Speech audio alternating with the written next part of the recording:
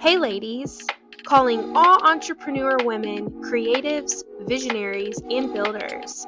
This is your host, Holly Wright, and welcome to the Her Podcast. Hey ladies, thanks again for tuning in. This is the Her Podcast. My name is Holly Wright, and each week we have a new woman entrepreneur as a guest speaker on our show. So I'm super honored and excited to introduce you to Juanita. She is a holistic wellness coach as well as in the fitness industry. And so I am super honored and excited to have her on. So welcome to the Her Podcast. Hi, Holly. Thank you so much for having me. This is so exciting. I am excited to kind of pick your brain today and chat a little bit about fitness and momhood, which you are pregnant with your first baby and you are glowing. So congratulations. Thank you. So beautiful. And why don't you tell us a little bit about who you are and what you do? Well, I'm Juanita. I do fitness coaching for women, as well as I teach group classes for mat Pilates, reformer Pilates, and bar. I do love bar. I just personal training, definitely most of my clients are women that are on a health journey or a weight loss journey, and definitely love helping all of them. I love that. Yeah, I've seen you on social media too, and your videos are so good. Speaking of bar, we were chatting a little bit about that before we started the podcast. Bar is, I've tried it once. It's really hard when you've never done that kind of movement before, but I've seen it work tremendously, as well as Pilates. So it's a hard workout, but cheers to you because you were teaching that, and that's a hard class. It is so fun though. But yes, welcome. I'm excited to kind of hear your story and how you got started. Let's start with what inspired you to start your online coaching or just the business fitness industry. Like, what was your journey and how that got you there? I feel that what got me started was my frustration at working so many different gyms or studios that were just like straight up lying to women. That were just a straight up like, hey, sign up, sell them their freaking protein shakes and pre-workouts, and then it's like, let's do this 12-week challenge, you're gonna look so good at the 12 weeks, and then have them achieve all these goals, and then 3 months later they were back feeling like a freaking failure. And of course, it's a recipe for disaster. It's designed to work that way. They want your money. They want you to come back. So they're never gonna be like, oh, let me teach you how to eat. Let me teach you how to work out. It's like, let me get you hooked on the workouts that we do. And then let me get all your money from all the protein shakes and pre-workouts that we sell. And then you'll see all these results, but as soon as you leave, they're gone. And I'm like, this is so unfair. How can I be doing this to other women? Yeah, and it's like setting them up for failure, honestly. It's promoting and promoting, but there's no longevity of it. And I've actually seen that a lot in the fitness world too. It's just like all the hype and the clout, if you want to call it, just all this stuff. And then you get hooked and you do a program, maybe 3 months. In my opinion, 3 months is not going to really give you a huge transformation.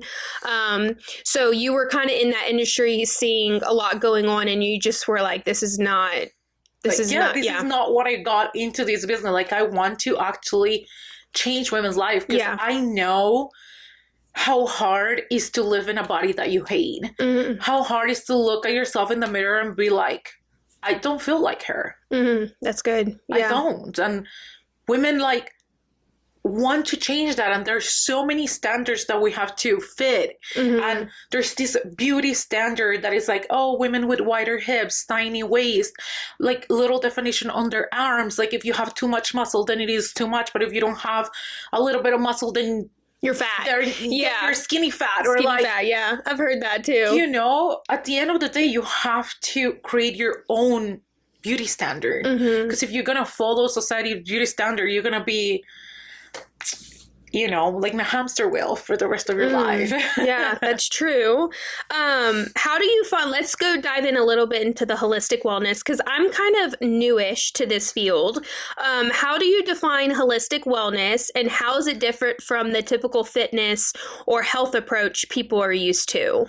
So with holistic wellness, means that you have to look at the person, as a whole system. Okay. You are not just a body. Okay. You're a body, a spirit, you have relationships, I cannot tell you, hey, Holly, listen, do this workout program for 3 months, and you're gonna eat this diet for 3 months, and you're gonna get the results for the rest of your life. It's not gonna happen. You have so many life factors.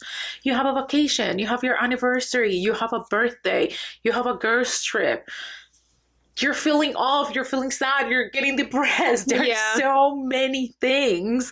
And we expect for people to push all that aside and be like, no, I'm on a journey. I'm locked in. Girl, I don't care how bad you want to look in. Life is going to come and get you. Yeah. Like, it is called life for a reason. Things happen unexpectedly all the time. How can I not look at you as a whole system and build something that works for you? And it's a lot of trial and error. That's what we do with my clients. It's like, listen, I am not ready to go to the gym. Going to the gym can be a very intimidating thing. Like, I've been working on my entire life. I started my fitness journey at 4 years old, as crazy as it sounds. And I still get so nervous before I walk into a gym that I've never been to. And that's actually a normal thing too. Like I grew up playing every sport you can imagine. So like both of my parents never implemented the gym into their lifestyle, but like me and all my siblings were all athletes. So going to the gym, working out, playing all the sports, doing all the things, I learned at such a young age and it was so normal to me. So like going to the gym, I never really thought like, oh my gosh, like girls really do have anxiety when they go to the gym. And I would meet girls, for an example, I know this one girl and she has a gym membership and she'll literally get all dressed up cute, her outfit's beautiful girl, and we'll sit in the car for an hour because she has so much anxiety going inside the gym. But I think that's kind of like what you mentioned earlier with fitness. We've kind of like broken the system. Like it's not, I think social media has a lot to do with it and obviously self-confidence, but it is a real thing. And a lot of fitness people don't talk about it, but I know people personally and it's a struggle. Like eating one way is one thing, but also showing up for yourself and going to the gym is another. Yes. And like the same thing comes with like group classes. A lot of like, I want to try Pilates, but a lot of the Pilates studios are very intimidating too. I feel like a lot of the front desk, staff cannot be super friendly sometimes, and you're like, oh my gosh, she's here and the first time working out in years, and that is hard already. So it's like, how can I make these for somebody not only the easiest to achieve, but how I can make them the most comfortable. And if that's a start, like you have no idea how many clients, like we get on a call, I'm like, buy dumbbells 5 to 25 pounds, and we start their calls on their living room, working out for 30 minutes. If that's what's going to make you feel comfortable, that's what I'm going to need to do as a coach. But it's like, I think as a coach, a lot of times like, oh, because science says that you should be lifting heavy, you should be doing this. I'm like, what lifting heavy means to begin with? Because maybe what's lifting heavy for you is not what lifting heavy for me. Especially now that I'm pregnant. Like, no, it can vary so much from person to person. And I hate it when people throw so much shade like, oh, Pilates doesn't build muscle, Pilates these. I'm like, yeah, that's true. Nothing is going to build muscle like weights. And I do believe that every single woman in this planet should be lifting weights. But if we can get you started with Pilates, please go to your Pilates classes. You know, if we can get you started with bar because your thing is cute and fun, please start there. Start there. And then we'll see where it goes.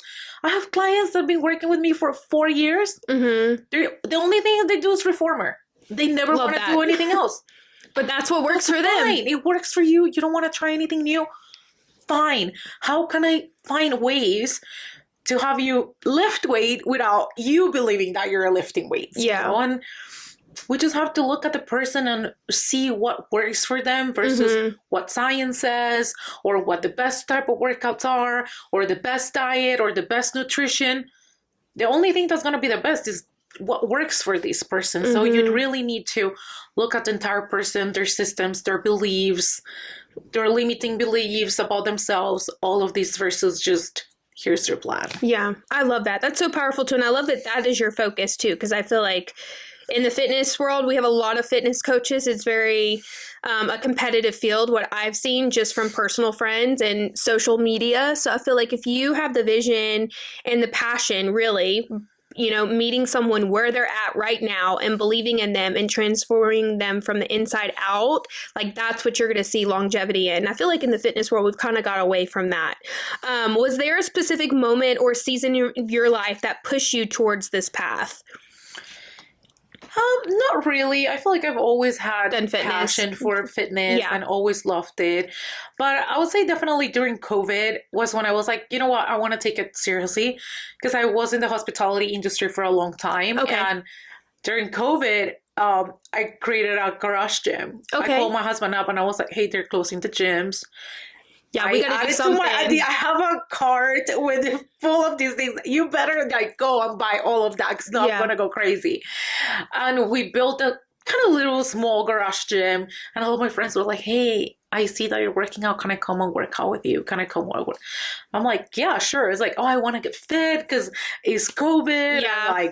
Gyms were closed. I mean, I remember back in the day, I became a runner. I never really liked running. I would run for, cardio every now and then, but I became a really good runner during COVID because all the gyms were closed. Or me and my roommates were like getting dumbbells off Amazon and trying to make it work in the backyard. So I feel like in that season, you really had to make it work. And I love that that's kind of where you started, because you were bringing people in, and that's probably what sparked the interest. Yeah, and honestly, it didn't have, it was very unintentional. I never wanted to do fitness as my lifestyle, as my job. Yeah. I always thought that it was something fun for me to do. I competed here and there. I had ambitions to compete with bodybuilding, things like that. I was in the CrossFit space at that time.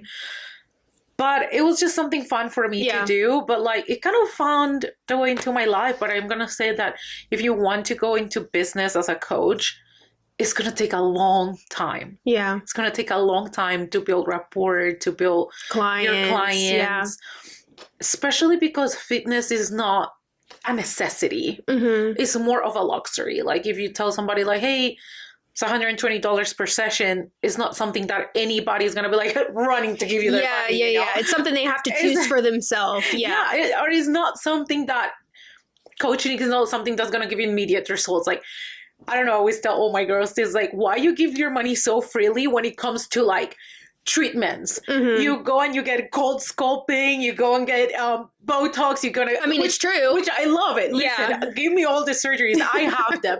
But the filler, all that, you're here, take my money. But then it's a fitness class is $20 and you're oh, you're I don't know. Yeah. It's so true. I've seen it. Girl, what's going on? Yeah. So fitness is kind of that space where people is you have to put a lot of effort as a client to be no, I need the help. I need to make that change. And then on top of that, it costs you money. So it's it's a space where you really need to take time and build relationships before people start coming to you. And also don't be afraid to tell people no. I have clients that are if you come to me and you tell me hey, Juanita, I have a wedding at the end of the year and I want to lose 30 pounds, I'm going to tell you, I'm sorry, I'm not going to help you. You're going to find your people, and that's okay. It's going to take time, but you will get to the point where it's that's not the kind of person that I want to help right now. Maybe when she's in a space where it's listen, I'm ready to take care of my health. I want to learn how to work out. I want to learn how to eat, work on my limiting beliefs. Please welcome. But if all you want is a quick fix, it's not. Listen, I have a lot of colleagues that can help you with that. Yeah. No, I love that too, and it's a healthy boundary too. You're not the first fitness trainer that's actually said that, and I love that because I feel like you can constantly have your open sign on and have all these people in, and then I'm sure there's a heavy percentage of them that are not dialed in that could waste your time. So I think it's great to have those boundaries in place because it saves your time. It's a lot of work. Let's talk a little bit about burnout. A lot of women struggle with burnout, and we were talking a little bit about fitness. It's a lot of work to build. What are some signs they might be out of an alignment mentally, physically, or emotionally? Because you've worked with, clients and you work on the body as a whole. What are some things that you've seen that maybe have caused women to get out of alignment?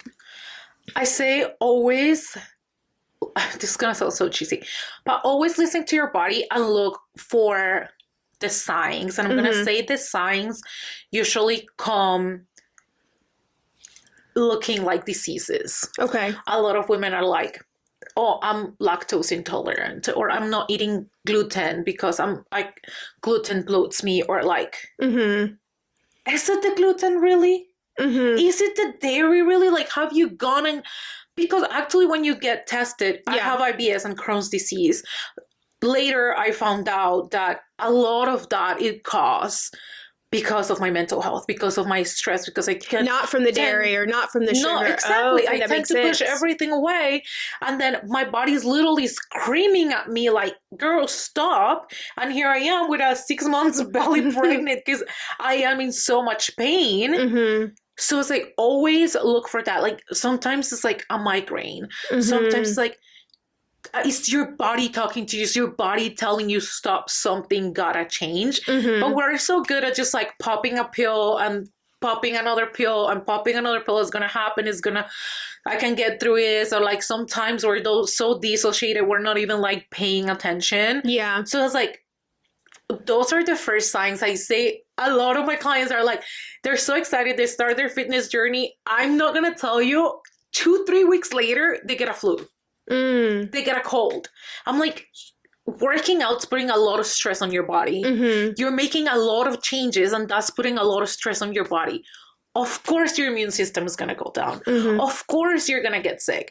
Take the days to get sick. When you come back, we're going to turn it down a little bit. If you were working out 3 days, maybe let's go to 2 and see how your body responds to that. But sometimes they're like, oh, I got sick. I don't know why. It's just maybe the gym is not for me. It's like, no. It was too much volume, too much intensity, too fast. That's crazy. You got stressed, your body got sick. Your body's literally telling you, girl, you're killing me. You're doing too much. Yeah, so always listen to those little flus, colds. Of course, like I found out IBS and like was going to many doctors. I couldn't find what was going on. Started working with a therapist, started working with another therapist, and finally found somebody that was like, well, and actually my doctor is from here. I love him. He is wonderful. He was like, I think your IBS is just not related to just your stomach because everything's fine. I think a lot of it's from your stress because like your stomach is your second brain. And like I started dialing into it and looking more into it. I found another therapist and now I'm in such a better place. But yeah, a lot of the times our body is, I'm going to break down on you, girl. Yeah. That's good. Love that. So let's dive in a little bit with motherhood, which I'm super excited for you. So this is your first baby. And it's been, I'm sure, a game changer just in the past, like, couple months with being pregnant and in fitness. So how do you balance it all with your career, being an early, pregnancy, and still show up for yourself? What are some daily habits that you like to do?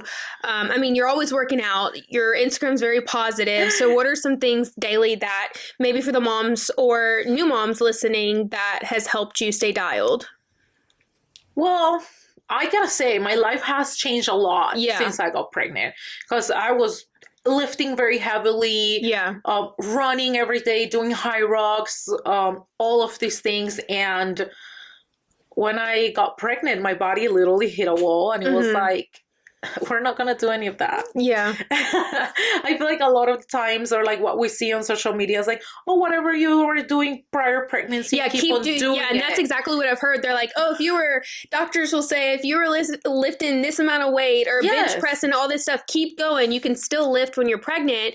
But I have like 4 good friends of mine that are pregnant right now. And they're like, 2 of them were like, no, like I can't even I had to slow down. And then the other 2 keep going in their fitness, but everybody's body is so different. So I feel like that's such a norm that we hear a lot, but like you said, listening to your body and how you react to pregnancy, it really just depends on the person, I feel like. Exactly. I say like my life has changed a lot. Like the things that I was able to do, I'm not able to do even like half of them.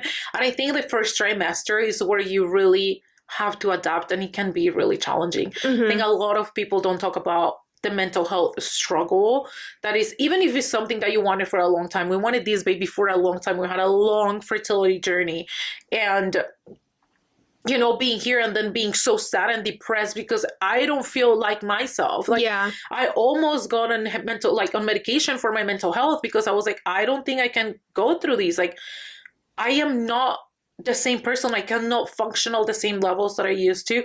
And here I am seeing all these girls on Instagram lifting freaking 300 pounds. And I'm like, which is crazy. I'm like, and then I'm like, it's like, why she can do and I can't? Yeah. When I was doing these before getting pregnant.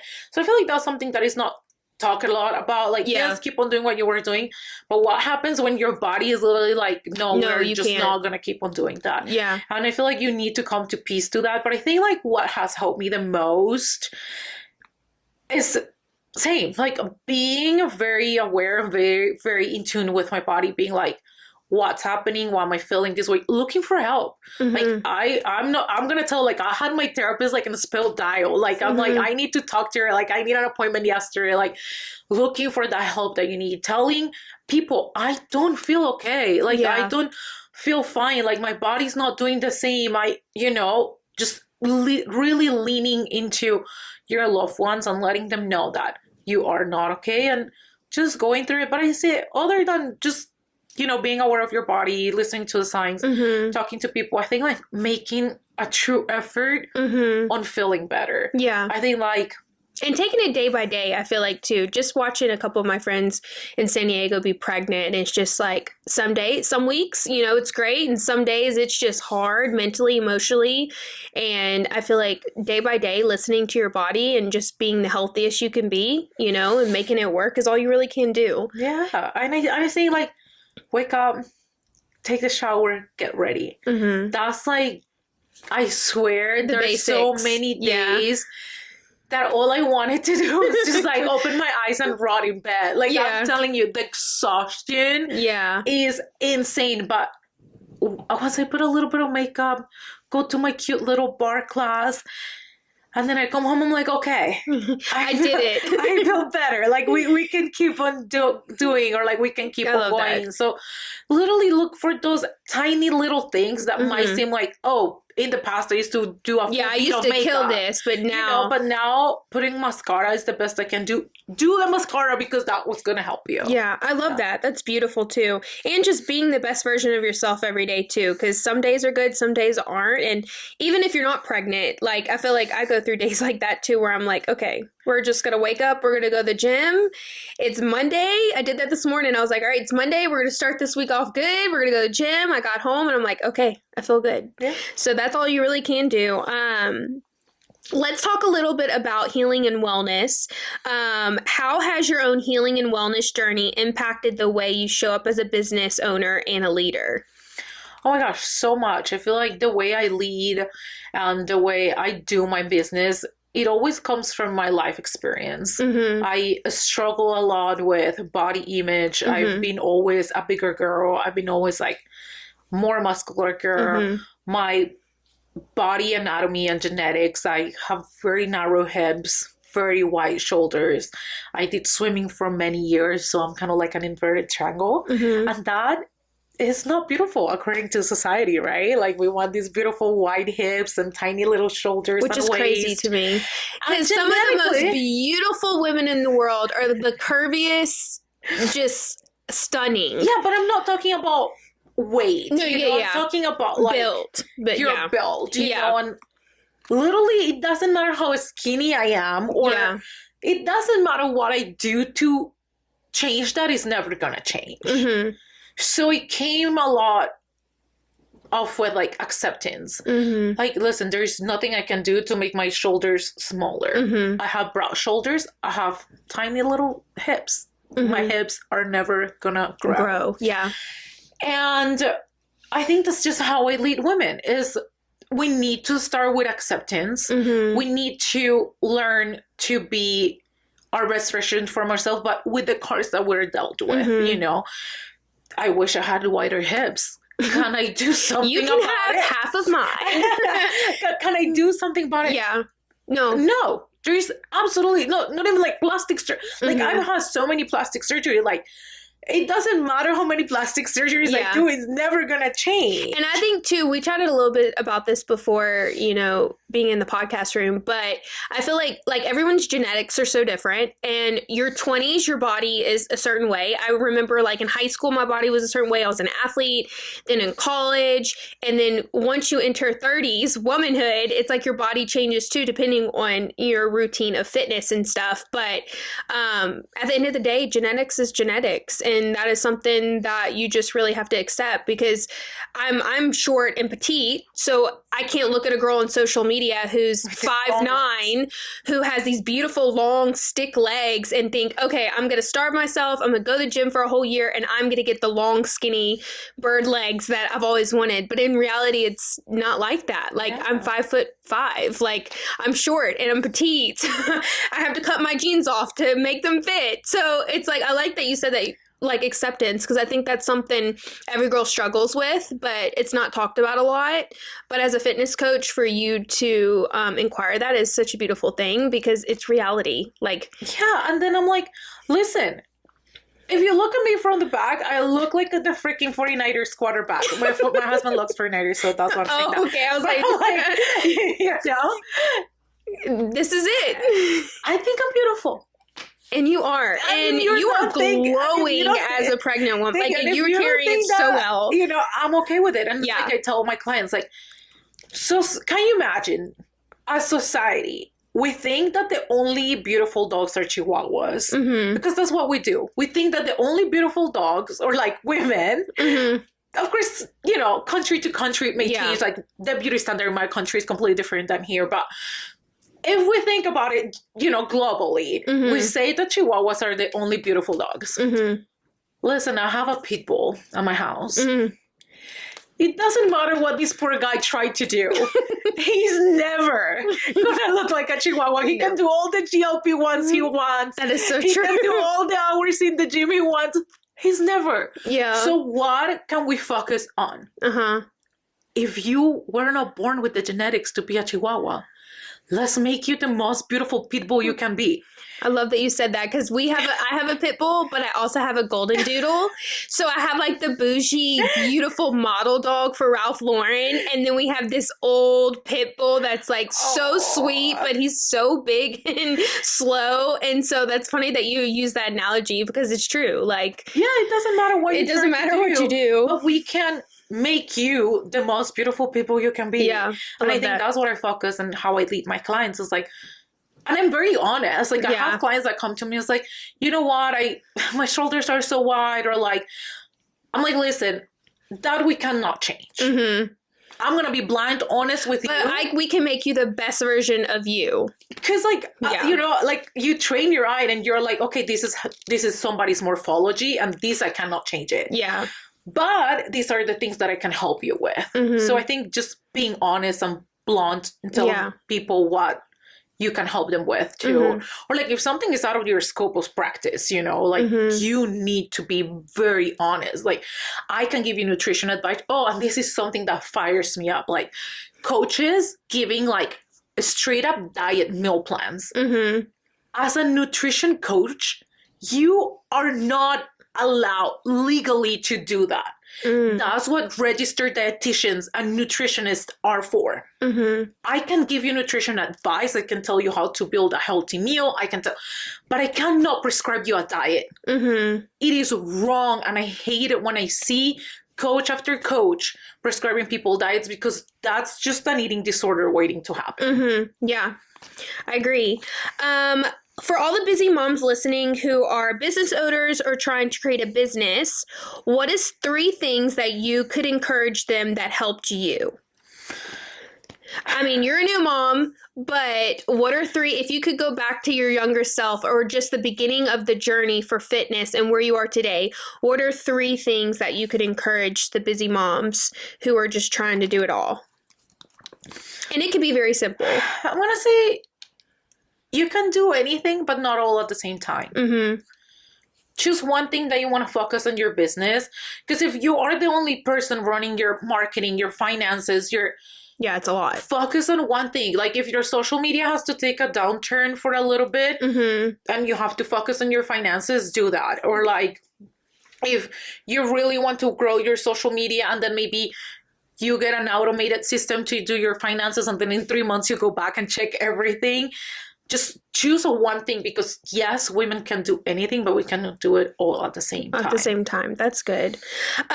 So as we wrap up this podcast, for the women who are listening who maybe feel stuck, overwhelmed, or disconnected, what's the first step they can take today to start maybe changing their life? We talked a lot about fitness and health and just the daily routine and things that you have mastered in. But what are some changes that maybe you had to make? I mean, you've always been an athlete into fitness, but what are some things that maybe you encourage your clients to start small, but also some things that they can change today that will help set them up? Go to therapy. Love that. Go to therapy. That's my best advice. No, that's good. Yeah. I actually, when I came out of one of my really rough relationships in 2017, it's been a really long time, I have always been told go to therapy, but I was always I'm a fixer. And so I always was like, nah, I can just put in the work and fix it myself. But I will say, when it comes to therapy, it was the best decision I ever did. I did that for 2 years, and it really rewired me and changed me from the inside out, just how I build friendships, how I build a business, how I choose partners, how I communicate. And so I love that your answer was so simple, because it is true. It affects everything. Yeah, it really I tell does. all my clients, they're like, oh my girl, go to therapy. When people is like, oh, the gym is my therapy. No, it's not. No. It's a great physical therapy. Yeah, but it's great to get your emotions and these rushes of things that happen in your body. But it is not going to fix the issue. Yeah. So I always love that. tell everybody. Well, thank you so much just for being here today. And again, congratulations on your baby soon to be. You are glowing and beautiful. And for the girls who are listening, if you are looking for a coach, online coach, or you're locally in Vegas, we'll have her information and business all over our social media. We'll be on Instagram, TikTok, as well as YouTube. So make sure to give her a follow and connect with her, and stay tuned for next week.